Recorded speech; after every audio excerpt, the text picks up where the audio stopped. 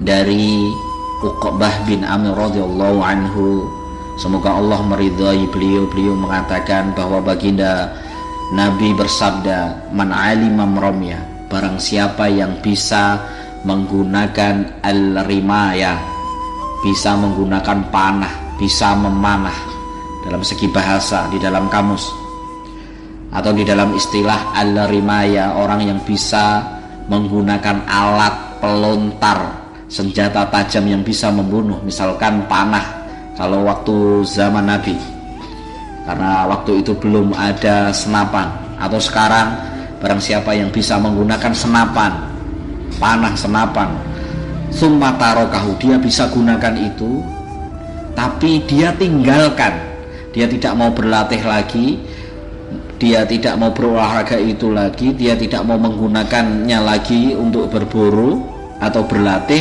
falaisa minna, maka kata Rasul, dia bukan termasuk golonganku. Au faqat asa, dan dia telah bermaksiat. Hadis riwayat Muslim nomor 1919. Atau jamaah, ada sebuah hadis yang diriwayatkan oleh Anas bin Malik, manittakhadha qausan, barang siapa yang memiliki busur, dia punya busur panah, atau dia memiliki pelurunya saja, fi baitihi, di dalam rumahnya, nafallahu anhul faqar, maka Allah akan hilangkan kefakiran di dalam rumahnya, kemiskinan di dalam rumahnya, dimudahkan rezekinya. Dia padahal hanya punya busurnya saja atau punya pelurunya saja. Bahkan di dalam riwayat lain dikatakan arba'ina sanah, sampai 40 tahun dia dihilangkan dari kefakiran. Masya Allah. Inilah keutamaan kita belajar memanah atau menggunakan senapan. Maka yang mungkin kita sayangkan, ada segelintir kaum muslimin yang meremehkan orang yang belajar memanah atau orang yang belajar memakai senapan. Padahal kita tahu di dalam sejarah, misalkan salah satunya sahabat Hamzah adalah seorang laki-laki yang kita kenal kuat dia.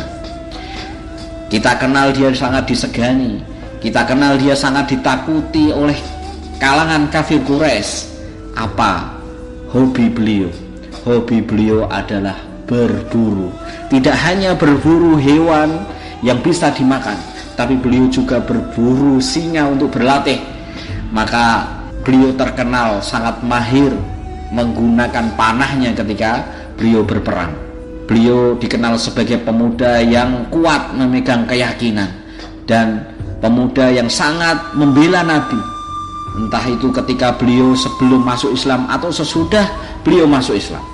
Maka ketika Abu Jahal, kafir Quraisy, menghantam kepala Nabi menggunakan batu sehingga Nabi mengeluarkan darah, pada waktu itu ada seorang budak yang melaporkan kepada Hamzah, padahal beliau baru pulang dari berburu.